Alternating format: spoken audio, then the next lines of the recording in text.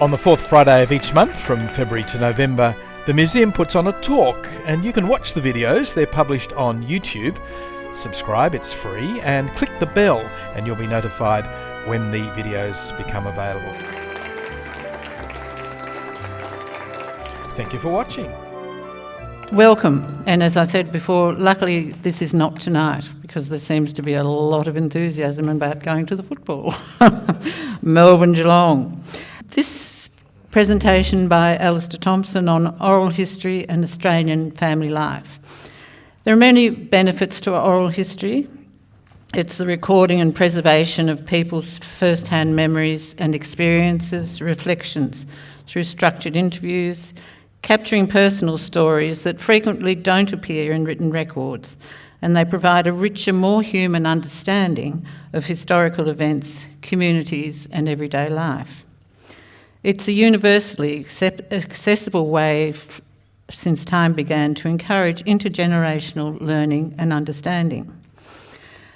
Alistair will outline today the opportunities and challenges posed by oral history interviews as evidence for the history of Australian family life over the past century, showing how oral history interviews can add intimate detail and rich nuance to the writing of your family history and illuminating a more complex representation of the life and times of your forebears.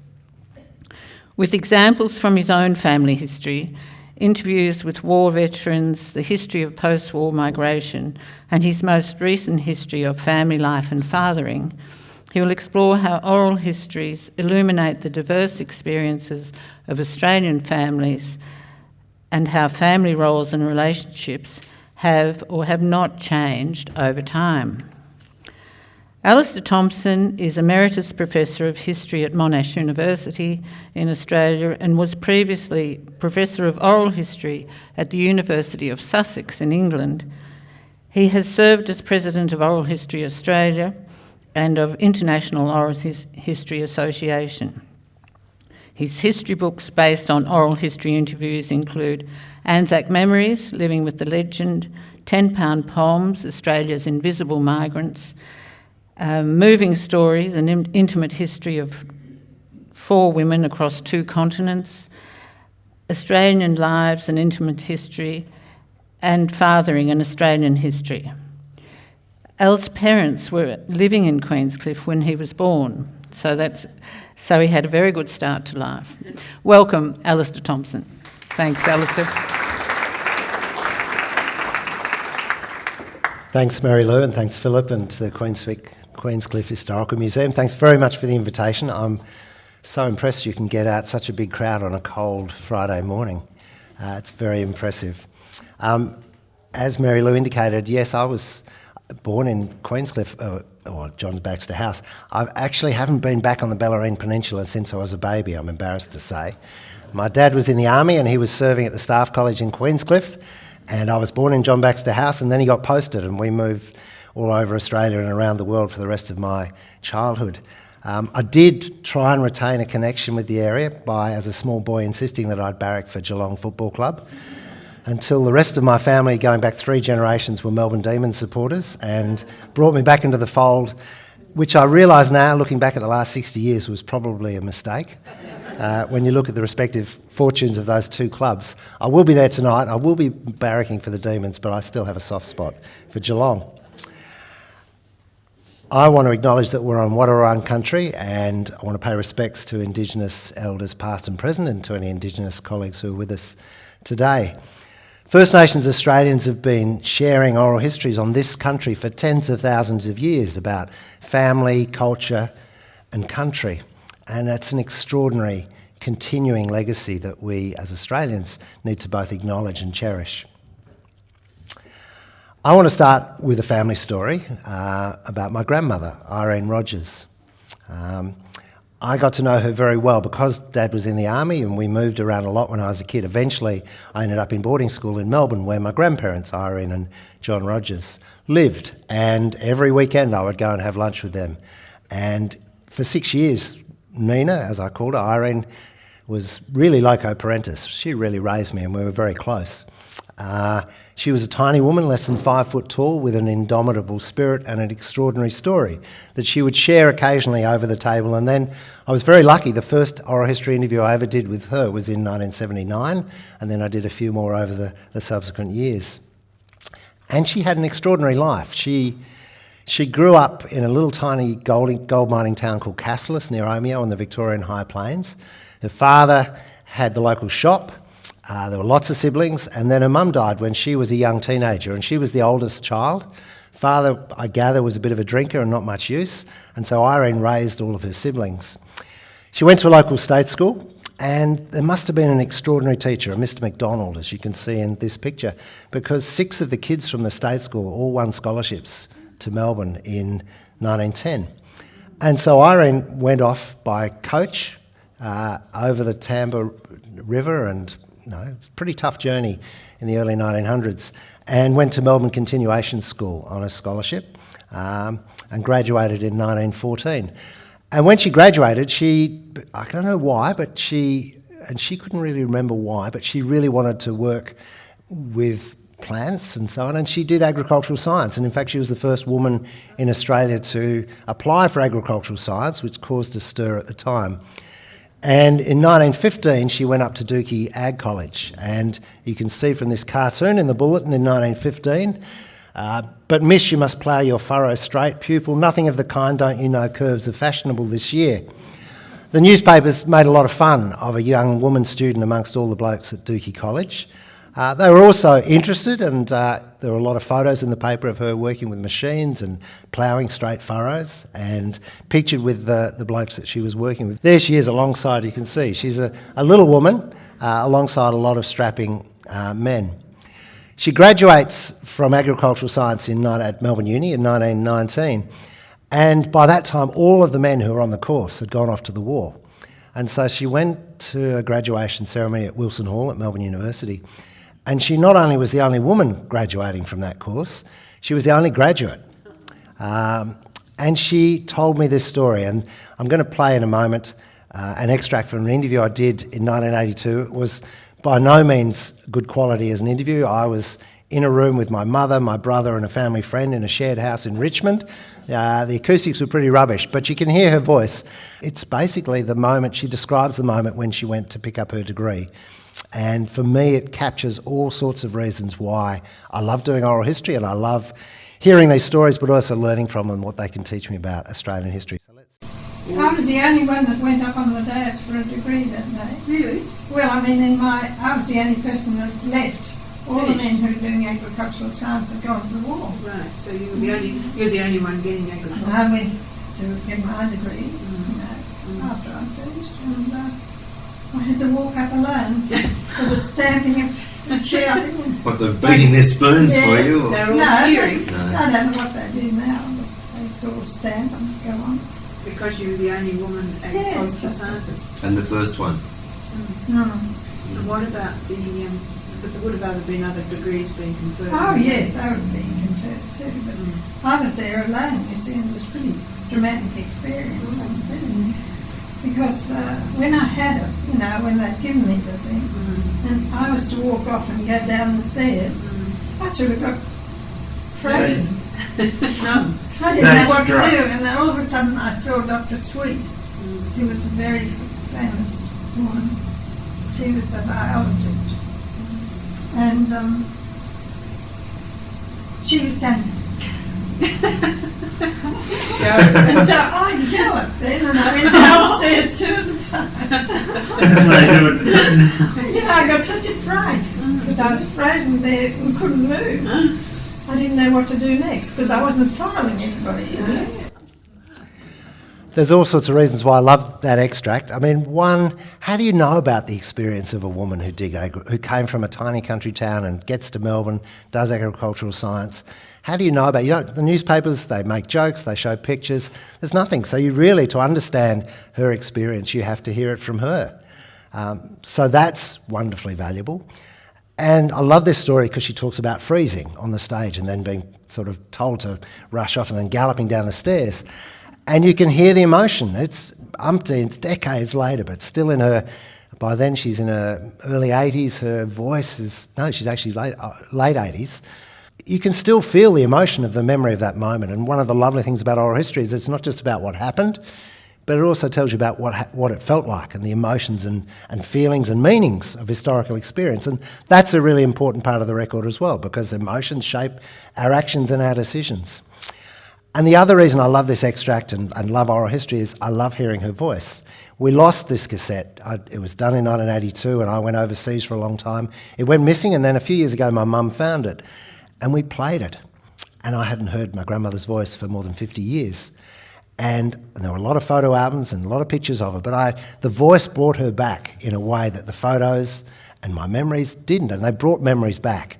And that's another lovely thing about oral history. You've got voice, and sometimes you've got video recording as well, and that captures so much of a person, but also of a society, accent, language, the words that people use, and so on. So I love that extract, and I love using it and playing it and remembering Irene Rogers, who, I have to say, she went to Melbourne University. She, for a while, worked at Burnley Horticultural College. Then she married, and her husband said, I don't want you working, and so she never did a paid job again, although she did a lot of really wonderful things. So that also tells you something about that generation of women and their aspirations, but also their frustrations. Since I interviewed my grandmother in 1982, I've worked on lots of different oral history projects over many years. The Melbourne Fire Brigade, Holden Motor Car Company, and war veterans and migrants, and so on and so forth. And I've loved doing it. When I retired from Monash and I now freelance and do interviewing, I can't imagine a more enjoyable pastime than asking people to tell me their story.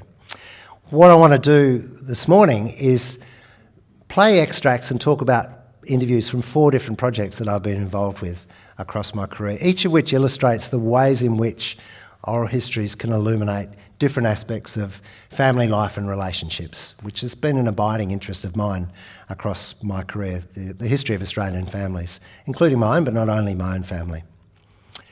And I'm going to start with the first big oral history project I did in the early 1980s, which was a project in the western suburbs of Melbourne, became a PhD in a book, Anzac Memories, and I was interviewing working class veterans from the western suburbs of the First World War. And I was interested in their lives before the war, their experience during the war, but particularly also when they came home as working class soldiers. They often came home to unemployment and really difficult times and lives. And I was interested in the ways in which they remembered their lives and their war experience in relation to, and sometimes in conflict with, the sort of Anzac legend that I'd grown up with about Australian heroism and military prowess and so on. And one of the men I interviewed was this man, Fred Farrell. And you can see him there pictured in 1916 on a postcard that he sent back to his family from the Western Front in 1916, and in 1983 when I did my first of many interviews over a number of years with Fred, and that was in 1983, in a little cottage that he lived in Paran in Melbourne. And just to give you a bit of background about Fred's life and his war and its impact, Fred grew up on a farm in the Riverina near Ganmain, a small selective farm. He hated farm work, but his father said, I want you to stay on the farm, and he worked there. And then a recruiting march, one of those kangaroo marches, came marching past on its way to Goulburn, and Fred got on his horse and rode and joined the recruiting march and joined up. He became a reinforcement for the 55th Battalion, was on the Western Front from 1916 through to 1918. Much of that time in hospital, suffering from a range of different conditions. He got a really bad respiratory condition, as many people did in the terrible conditions. He got trench feet so that he could hardly walk, and he got shot in the leg in an advance at Ypres in 1917. And at about that time, he also got what was called then shell shock or neurosis, or what we might call now post-traumatic stress disorder. And as he said, he lost his senses. And indeed, when he came back from the war, he could barely talk. He had a terrible speech impediment. So he comes back from the war. He can't go back on the farm because of his feet, and he stays in Sydney, which is where he'd landed, eventually gets work in a factory, has a nervous breakdown in 1926, a sort of physical and mental breakdown. He's then unemployed through the late 20s and the 1930s, joins the unemployed workers movement, gets involved in the Labor movement and the Labor Party, joins the Communist Party through the unemployed workers movement, becomes a really active trade unionist. You can see him pictured there in 1946 when he moved back to Melbourne, where he was working for the Federated Clerks Union and later for a furniture trade union. And he was still a member of the Communist Party, and he actually remained, remarkably, a member despite Hungary and Czechoslovakia. He was still a member of one of the sort of versions of the Communist Party in 1983 when I first interviewed him in 1983.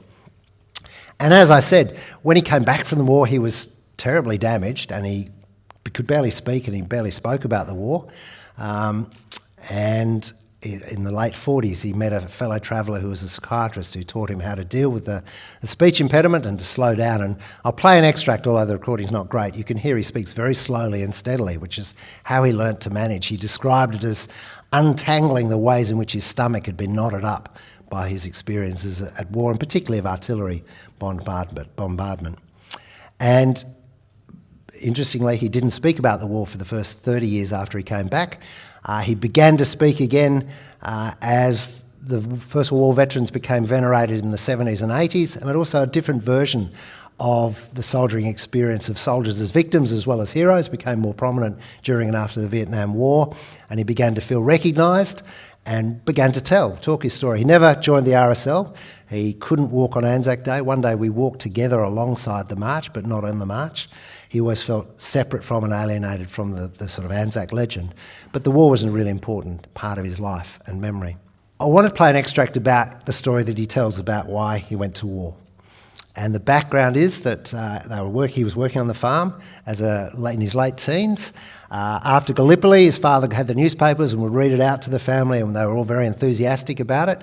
And so Fred decided he would join. And as I said, he joined this recruiting march. And so I was working with one of them, Bill Fraser. And I said to Bill, I'm thinking about going to the war, Bill. Well, he was an Irishman. And he gave me some pretty good advice and a bit of a lecture while we were picking up sheaves of hay and putting them in stooks where they belonged. He told me that I should stay on the farm.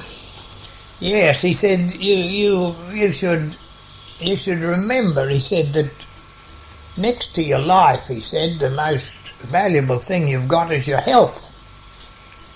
You stay here on the farm and look after it, because it's worthwhile keeping.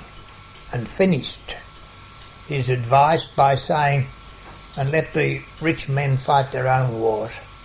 Well, I didn't take Bill's advice. I had listened to the Prime Minister and his last man and the last shilling to defend the Empire, and the Premier, New South Wales, and the Archbishop, and I did what they said to do, and I enlisted. It's a great story. It's a story that he told many times to me as a young oral historian, to journalists. It was a story that really summed up for him the way he wanted to understand and explain the war, that he was a dupe of imperial rivalry and basically was a young innocent lamb to the slaughter. And, clearly his communist politics had shaped that version. I have no doubt that he was in the field with Bill Fraser. No doubt that Bill was an Irishman, and this was around the time of just before the first conscription referendum. Irish community had mixed feelings about the war, and so I'm sure that Bill said don't go, and Fred went. But it becomes the story that Fred tells to explain why he went to war, and then he carries on from there. But in fact, if you listen to the interview and other parts of it, you realise that Fred's enlistment's much more complicated than just being about an innocent young man who's, persuaded or duped, whatever you want, by propaganda and patriotism and so on and so forth. In fact, as I mentioned in passing, he really hated farm work. He really wanted to be a jockey, and he asked his dad, and his dad said, no, I don't want you to go off and leave, I want you to stay and work on the farm. And so he stayed on with the farm. He didn't really get on well with his dad, and suddenly this recruiting march goes by. It's an opportunity to leave the farm with pride. His father can hardly say no, and his father signs the papers even though he's underage, and he goes off to war. And so for me, the story is interesting because it tells you about how Fred, as an older man with a particular political persuasion, wanted to tell the story of the war. But also, if you listen closely to the interview, as well as that idea about patriotism and so on, you realise that actually young men's decisions about whether or not to enlist were also shaped by so many other factors, by unemployment, by family dynamics and relationships and so on. And that became really clear with interviews with other First World War veterans, particularly working class soldiers. Often mixed feelings about going to war.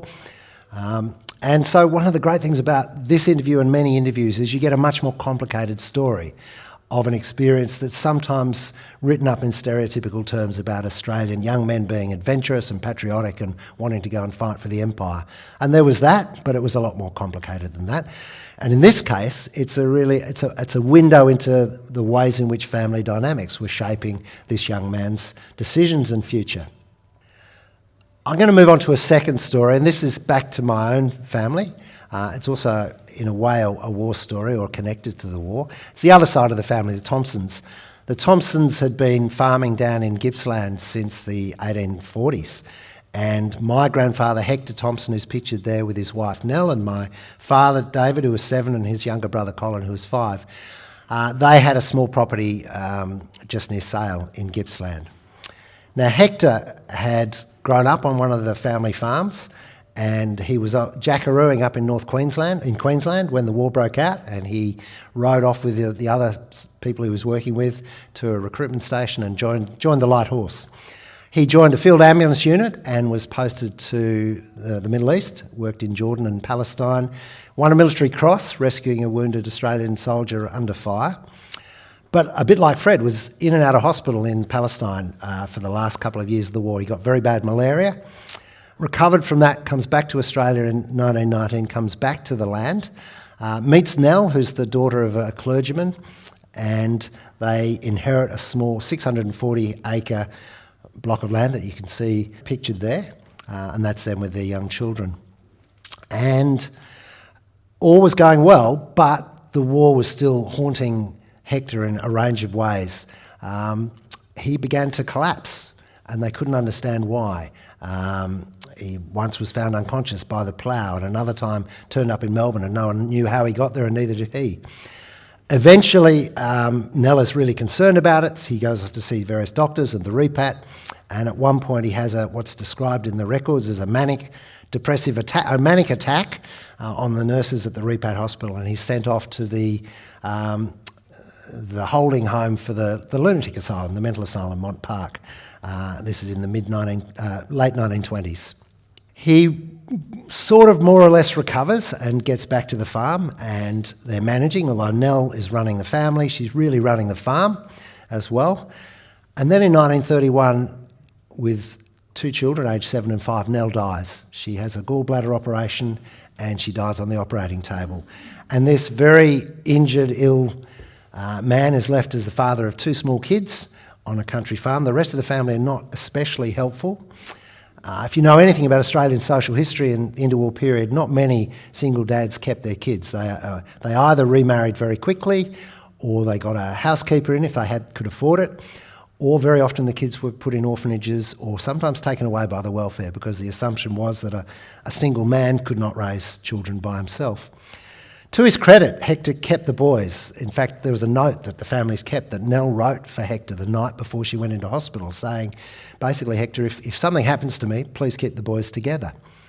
And he did, despite being in such a bad way.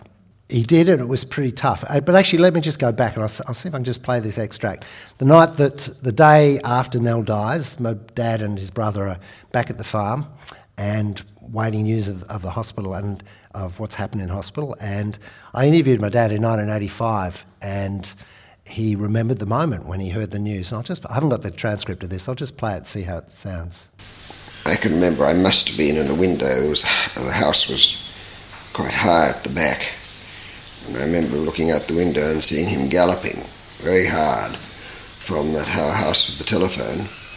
And shortly afterwards, our grandmother called us into her bedroom. It was early in the morning, to tell us that our mother had died during the night, which of course was a terrible shock. And I remember later on sitting outside in the back garden with my brother I remember saying to him, I wonder what we're going to do now.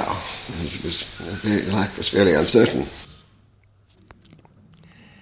It was pretty tough. I mean, Hector, to his credit, hung in there and kept the farm. It really struggled during the 1930s, kept the boys together. For a time I had a housewife in a shack out the back who was doing the domestic work. Then they could no longer afford that. The boys did all of the cooking and the housework, and then they worked on the farm. And it was a miserable childhood. And eventually, I mean, they all went off to war. Progressively, my dad first, then his father and younger brother went to stay with relatives. Hector came to Melbourne. He lied about his name and his age and his date of birth and where he was from, and in his 50s joined up and went back to the Middle East. And then Colin, the younger boy, also joined up as well. And Hector got sick, got burnt actually in the Middle East. He was sent back to Australia when they realised how old he was. And then he sold the farm without telling the boys, and they never really forgave him for that because Colin in particular had wanted to inherit and be a farmer. And when we were growing up, Dad almost never talked about his father.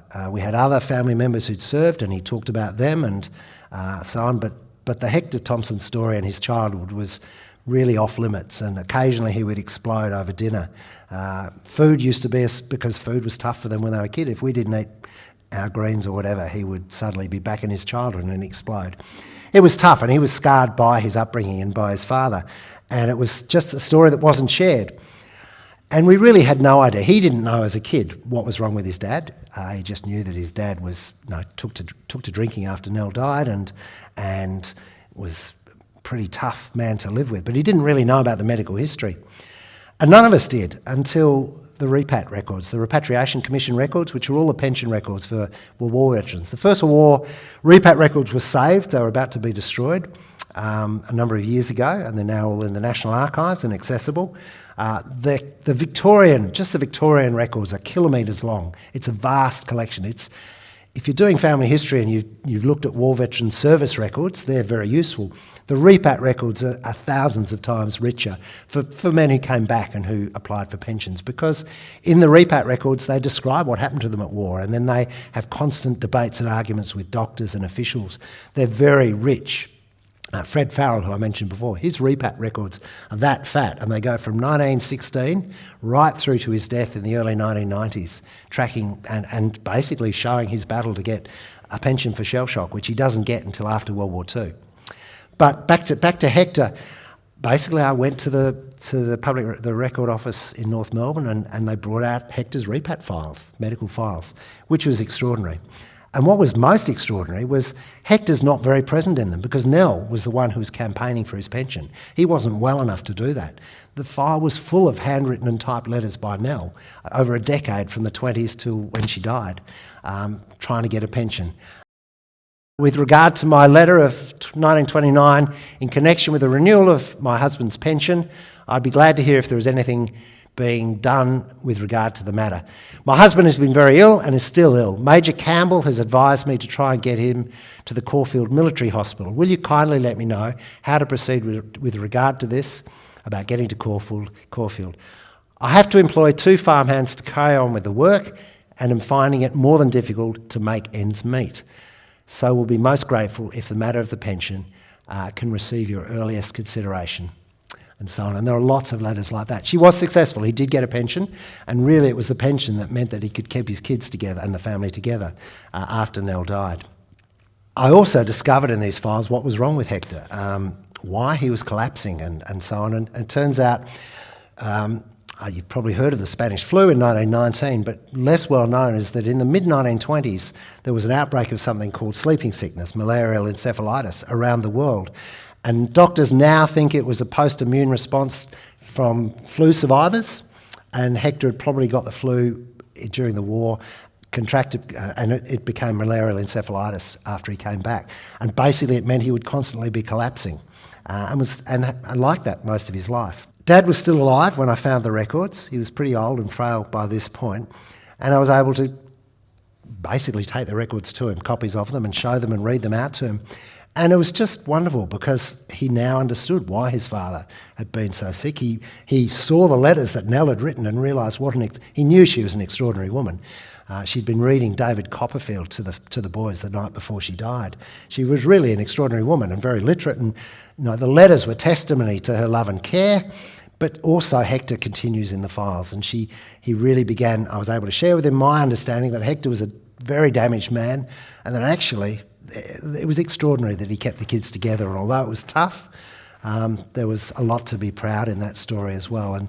And although Dad, his short-term memory was pretty shot by then, he's pretty frail, but he said a few things. He said, firstly, it was worse than I ever said. That was the first thing he said. And then he said, but I'm really glad to hear this story and to discover what was wrong. So if any of you got veterans in the family and they came back, the service records are an extraordinary collection. And so when I published the book Anzac Memories in 1994, and there was an autobiographical introduction that talked about the different soldiering men in my family and the ones who were sort of up on a pedestal as being heroes and the ones like Hector who we never talked about. And in the first draft of the introduction, I wrote that Hector was in and out of a mental hospital. And this was in the early 1990s, and I shared it with my family, and my father was appalled. He was no longer in the army, but he had been. There was still a real stigma about mental ill health, and he just said, I could not live with that being in the book. And so I changed it, and I edited it to say Hector was in and out of a repatriation hospital, which was more respectable. When I brought out a new edition, because of the new files, the repat files meant that I could tell different stories about the men I'd interviewed, but also about Hector. And in the new edition, I changed it back to Hector was admitted to a mental hospital in 1931. And I talked about it with Dad, and he was happy about it at that point later in his life. And I guess, for me, the story says a lot of things. It tells you a lot about the stigma of mental health in families, about the impact upon war upon families in powerful ways that are both negative as well as positive, but also about how family stories can change, how there are secrets and sometimes lies, but also through oral history and through other records we can sometimes make better sense of difficult family histories.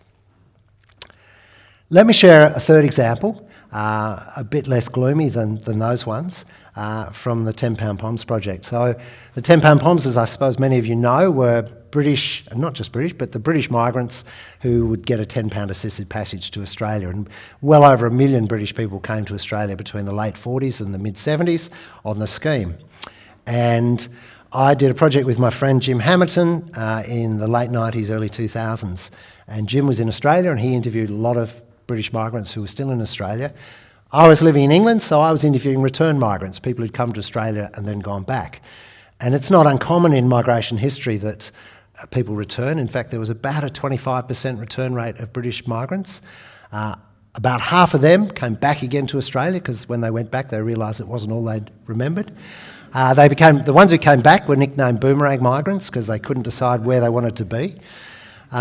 So I was interviewing return migrants in Britain, which is really important because oral histories of migration usually are done in Australia and they focus on people who stayed. And you get a different story when you interview people who left. So that was very interesting. But let me tell you a story about Joan Pickett, who was one of the British migrants that I interviewed. I interviewed her in Manchester in 2000.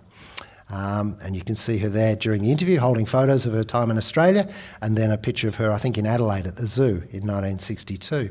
Tell you a bit about Joan's background. Joan grew up in Manchester in a large extended working class family in a place called Moston in Manchester in a 2-up, 2-down terrace, back-to-back terrace house.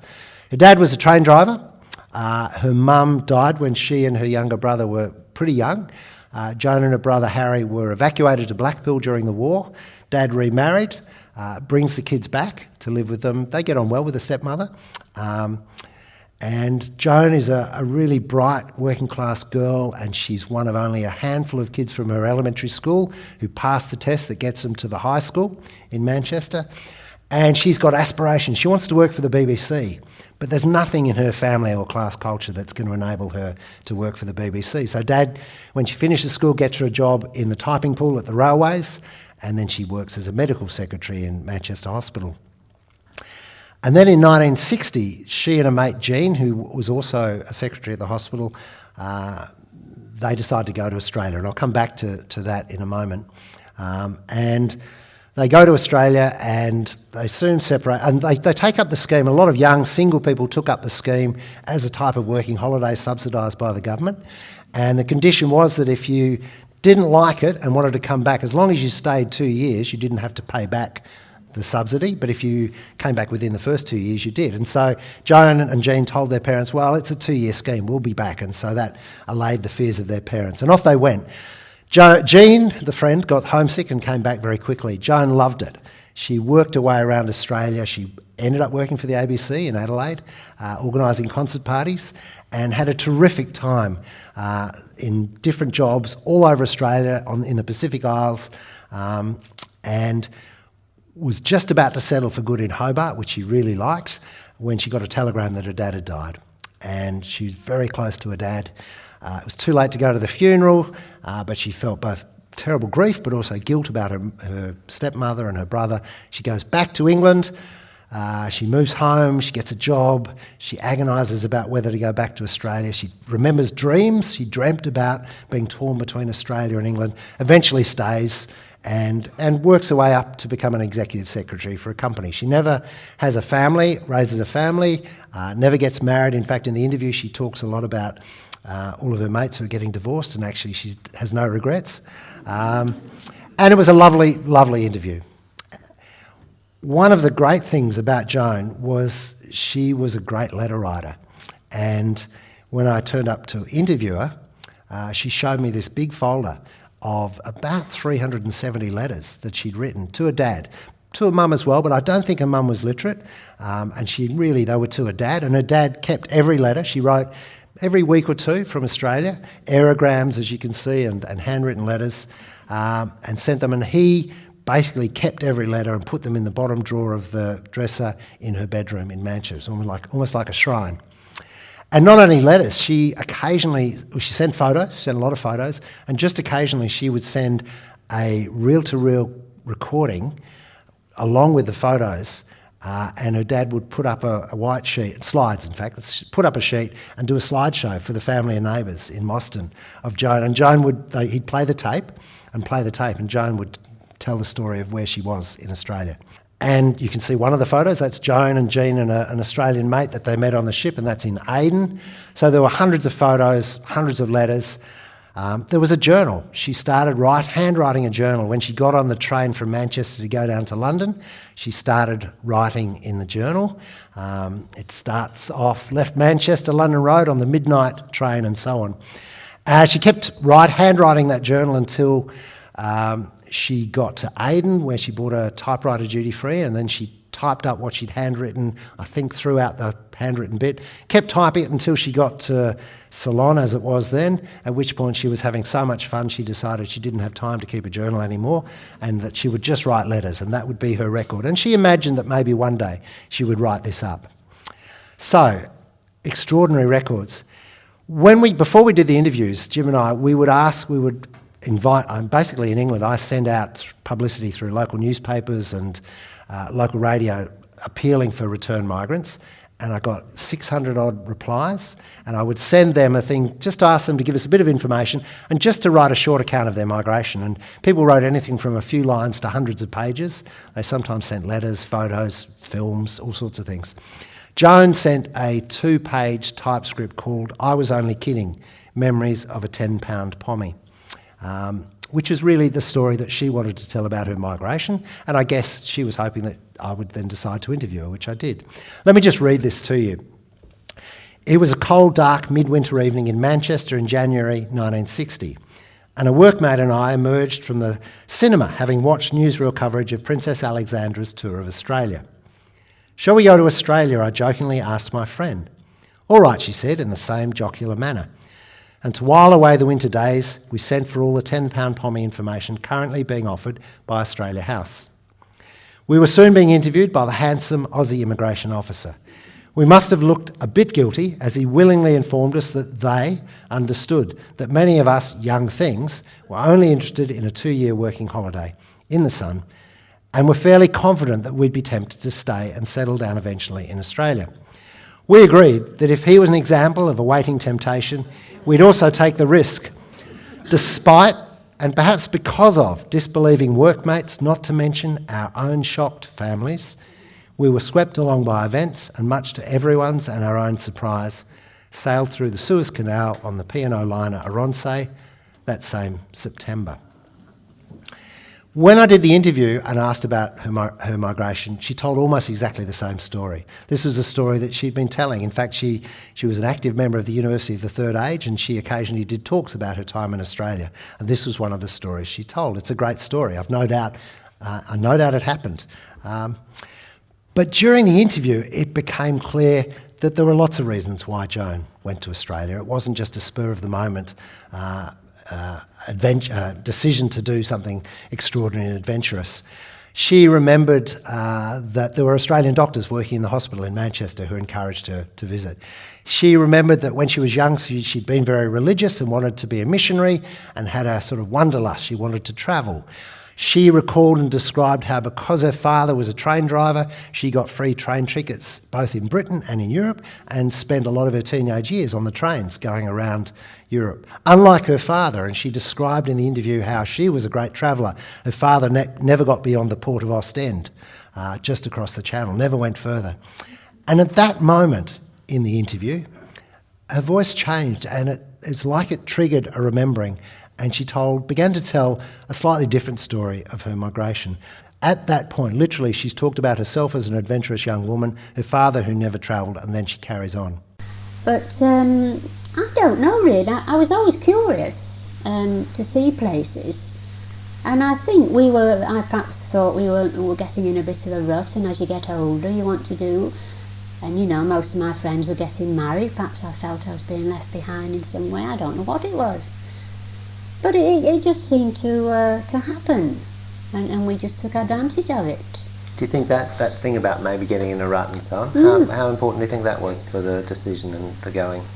Well, I suppose we mustn't have been completely happy in a way, but perhaps we thought I was 26. I don't really know. I've never tried to analyse it. It just seemed to happen at the time, and I just took advantage of it. But everybody was very, very surprised when I said I was leaving home. Basically, she's talking about thinking that she was in a bit of a rut. Most of her friends are getting married, being left behind in some ways. I mustn't have been completely happy in a way. And then at that point of the interview, she switches back to the story of getting on the ship and the great adventure she had on the ship and so on and so forth. And so this is a moment in the interview, and I remember when I was listening to the interview afterwards and I heard that bit, I just thought, well, something's going on here. This is really important, this moment in the interview. And what I began to realise was, yes, she went to the cinema, she saw Australia, she got the brochures, she thought this is an exciting opportunity. But actually, she's a working class girl in Manchester. She's 26. She lives in a street with several aunts and a lot of cousins. All of her cousins have got married. Her younger brother Harry's just got married. She's beginning to feel at 26, she should be married and she's not. What is she going to do? She's going to end up staying at home and looking after her parents as they get older. For a woman of her class and generation in the north of England in 1960, the opportunities were limited. And so the 10 Pound Passage is an opportunity, an extraordinary, respectable opportunity, particularly as it's, she can tell her parents it's a 2-year thing and I'll be back, to get away, to have an adventure, to make a new life, to work for the ABC and so on. That's not a story that was ever easy for Joan to tell because she was grief-struck by the loss of her father. She was incredibly close to her dad. And to tell the story in that way, to even understand the story in that way, meant describing her migration as, I needed to leave the family home. I needed to leave my parents, my father, and so on. That's not an easy story to tell. And she touches on it and hints at it in that moment and then stops. So I ended up working we did a book about the 10 Pound Poms, and I did a subsequent book with Joan and three other women migrants about women in Britain and Australia in the mid-20th century. And all of those were women who'd kept all their letters, all their family had, and had fantastic photographs. And so I had a lot of different sources for working with these women. I worked with these 4 women over 10 years, making another book called Moving Stories, an intimate history of 4 women across 2 countries. And in drafting the book, I wrote up my thoughts about Joan's migration and shared all the drafts with her and the others. And Joan agreed that, yeah, probably the way I was interpreting it was probably right. She did want and need to get away from home, and the Ten Pound Passage was a way of doing it without upsetting the family as much as she might have if she'd said, I need to leave, I need to create a new life. And we worked for 10 years and published a book together, and it was terrific having that opportunity to work with Joan, but also to understand, a bit like with Fred's enlistment, Joan's migration was much more complicated than the story she first wanted to tell. But in the oral history, partly because of the relationship over time, the ways in which memories get triggered, you get a more complicated version of someone's life and begin to see the range of motivations, the both conscious and unconscious, that are shaping people's decisions. And in this case, it's about family dynamics and relationships. There's a sting in the story of Joan Pickett's migration. Joan and I, when I came back to live in Australia, Joan and I corresponded for another number of years. When she died, I got a letter from her executor. She'd bequeathed all the letters to me, so I was able to put them in the archive with the interviews, which was wonderful. And I thought no more of it until about 3 years ago. I got an email completely out of the blue from a woman saying, I gather you've interviewed Joan Pickett. Have you got a copy of the interview? I'd love to listen to it. And I said, yes. And I asked why. And she said, because I'm Joan Pickett's daughter. And in all the 10 years that we worked together, Joan had never mentioned having a daughter. There was nothing in the letters, the journal, anything about her having a daughter. And it turns out that in 1965, I think it was, Joan was working on Ocean Island, British Phosphate Island in the Pacific, as the secretary of the director. She was writing letters home to her dad, who was always hoping that she would find Mr. Right. And she would describe her relationships and what a great time she was having all the way through during Australia, but never quite Mr. Right. Sometimes she would say Mr. Wrong. And in the letters, she describes getting very ill on Ocean Island and getting the ship back to Sydney with the doctor, and then recovering in Sydney for a number of months, and then moving on to her next place. And clearly she got pregnant on Ocean Island. She had the baby in Sydney and adopted it out. I know now, because there is a happy end to this story, that the daughter, before she contacted me, because before Joan died, had made contact with Joan, who initially said no, it wasn't her, and then agreed that it was. And the daughter worked for Qantas as an air stewardess, and so was often coming to London and would go up to Manchester and meet. And so for the last 2 years of Joan's life, she got to know her daughter. And so the daughter was really excited to discover that there was a long interview as well as all these letters, that she could discover more about her mother. And the daughter told me that Joan had never told anyone in England, the family, no one in England, before the daughter turned up. No one knew that Joan had had a daughter. And that's not surprising. It's not surprising she adopted the child out. It's the mid-1960s. There's no single mother's payment. She's got no support, no extended family or family support. There's almost no way she can keep that child. It's not surprising she didn't talk about it because of the stigma of illegitimacy and adoption. I'm curious about why 50-odd years later, and over 10 years of working with me, she never talked about it. Even though she talked a lot about relationships with men, she talked about other friends who had children, but she never mentioned it. And I guess by that point, it was such a deeply lodged secret, even though for our project it was really important, because it was a project about the opportunities and constraints and challenges in women's lives in the mid-20th century. And this is a classic part of that story, but it wasn't something that she'd been able to share.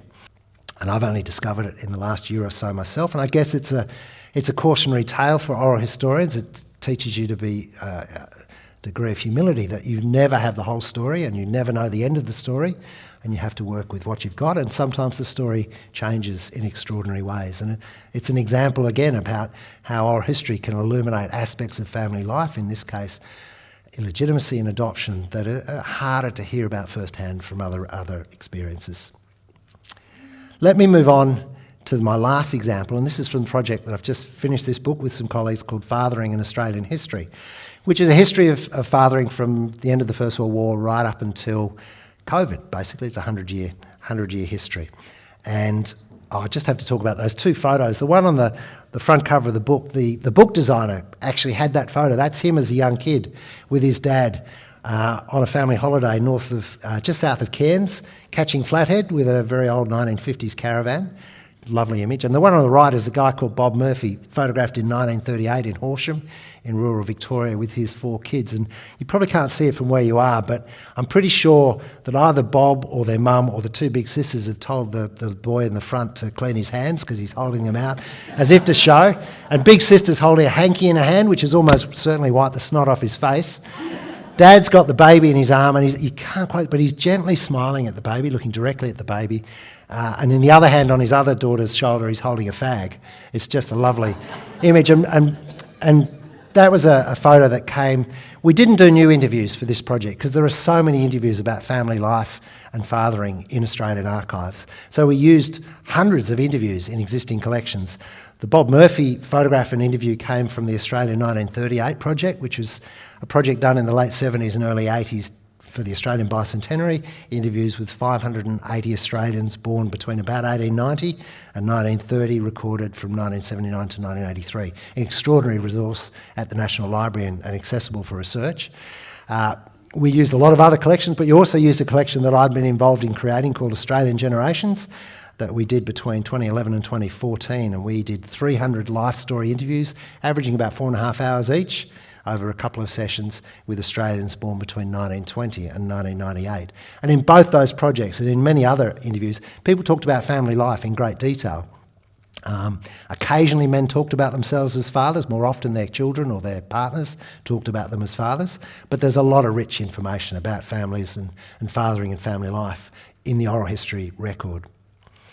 And I'm just going to use an example. You won't be able to read this, but when the National Library was doing the Bicentennial Project and they asked people to volunteer to be interviewed, they usually filled in an interviewee information form. And this is the form for a man called Arthur Mendel. He was born in 1901 in Sydney.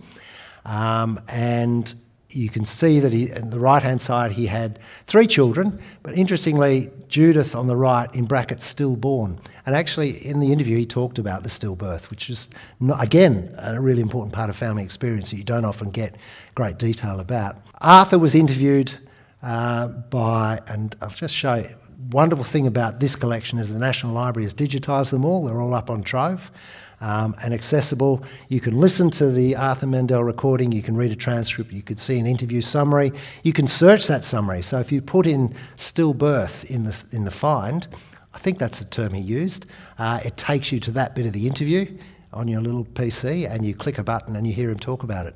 And that's an extraordinary collection. Let me tell you a bit about Arthur Mendel and his story. So he grew up in Sydney. He was the 3rd of 4 boys, and his father was a house painter. They had a house, and mum, as he describes there, his mum was in domestic duties. Again, it's a bit like the Hector story. Mum dies when Ernest is about 9, and there are 3 young boys at primary school age, and a toddler called Jack. Again, like Hector, this is before the First World War. Again, it's extraordinary that he managed to keep the kids. He moved across town to a street where an aunt was living, so the aunt could help out with the kids. And this is the father, because he has to keep working. There's no alternative if he's going to raise the kids. He's lucky that the 3 older boys are at school, primary school, so he's just got to manage the small boy. He gets, for a short time, a housekeeper in to help out in the house. Arthur recalls the arrangements about after the death of his mother. I'll read it out to you. So did he go out and stay with your aunt? Because this is talking about the toddler Jack. Did he go out and stay with your aunt because your father was unable to look after him himself? Yes, while he was young, you see. See, he was only 1.5 years. Well, for a while we had a woman there to look after him. But we all had a vote on it. It didn't suit us because she'd talk all the time, you know. She lived in, did she? Yes, didn't last long that, about 6 months I think. And then he said, this is Dad, said to Aunt Beryl, it's not right, it's not suitable for us down there, we'd rather look after ourselves. She said, well, I'll take Jack. And she got that attached to him, she didn't want him to go, and he never did come back. But he was back and forwards all the time, and I went up to see him a lot. So this is how he managed. The boys, older boys learnt to cook, Dad learnt to cook, Jack was up the road, so they didn't have an infant in the home, and they managed. And there's a lovely account of how they managed. So Arthur describes his dad learning about food and how to, support the kids. And he says, so we ask about how they got by for food, and he says, sandwiches and cake, and Dad sorted all that, he'd foresee all that. He'd buy in stuff that we'd use. We might have ham, we might have jam. Lots of fellows that wouldn't have anything else except tuckshop food at school, but not for me. Dad was very keen on that. Here, my second brother was home first. He'd cook. He was a good cook. But he was a good housekeeper, my second brother. But Dad always cooked Sunday, never gave us the same thing twice. He was a great one on rotating crops. And he'd rotate your food too. Must have your fruit, must have your greens, must have change. Not always mutton. You want lamb, you want steak, you want this and that. He was great, even puddings. He'd make steamed puddings. There'd be date pudding. The next one would be a suet pudding. Ever heard of a suet pudding? And Louise Douglas, the interviewer, says, I've heard it, but I've never had one. Then they'd have coconut and honey. They'd all be different. He was a great one at making these steamed puddings. He was a great man. And Arthur, who was the youngest of the three boys at home, developed a very close relationship with his father. And he describes it. As I was growing up, I was always his pin-up boy. He was always my pin-up brother. And I'm not sure whether he meant to say father there or whatever. But I loved my dad more than I did my brothers. And I liked my brothers, but not like I liked my dad. Loved my dad. I thought my dad was a real marvel to me, to put up with any adversity with a smile, And yet he wasn't a strong man. He just about had everything when he was young. Every fever, pneumonia, everything under the sun. Lost his wife early. After school, I was always keen to get home to my dad, always. He was my mate, always.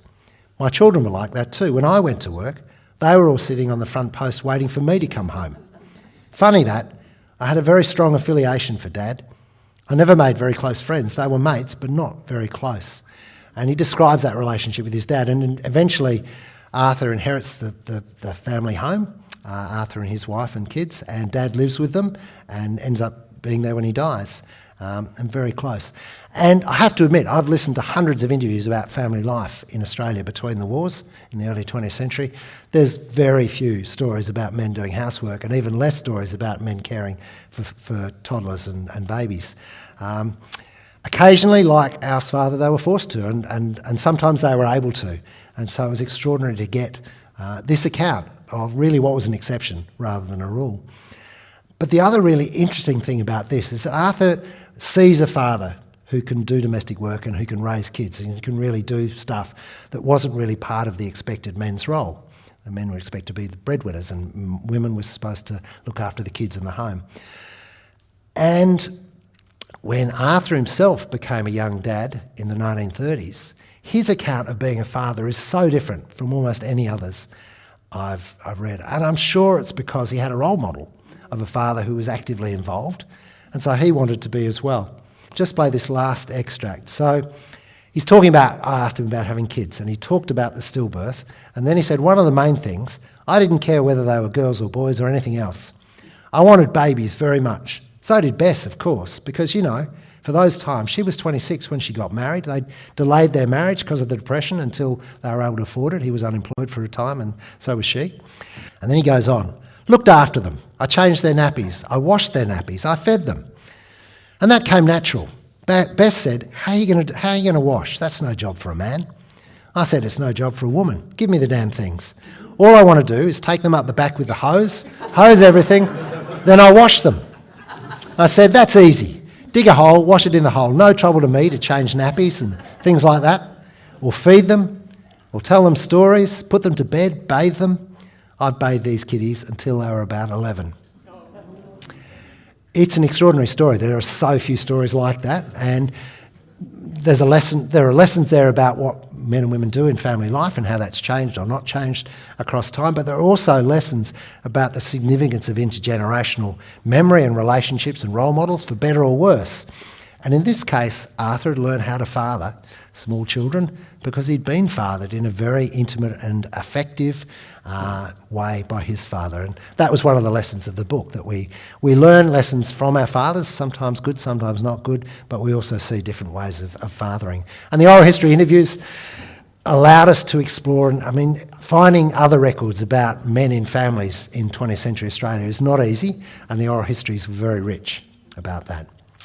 So I hope through those 4 different stories from different families in different circumstances, I've given you a sense of why I love working with oral histories, but also what they can contribute to our understanding of family life and how they can create a more complicated, sometimes a painful and difficult account of families, and how they can contribute to a deeper and richer Australian social history. The last thing I'm going to say is, if you're interested in Oral History Victoria is very active. We run a lot of training programs and symposia, and the last Tuesday of every month between 5:30 and 6:30 I'm online, and oral historians from around the state come online and ask me questions about their projects, and I'm very happy to talk about them. So very happy if you want to come online and talk about a project that you've got in mind, or maybe something you're already doing. But thanks very much for the invitation. It's been lovely to come back to Queenscliff and the Bellarine.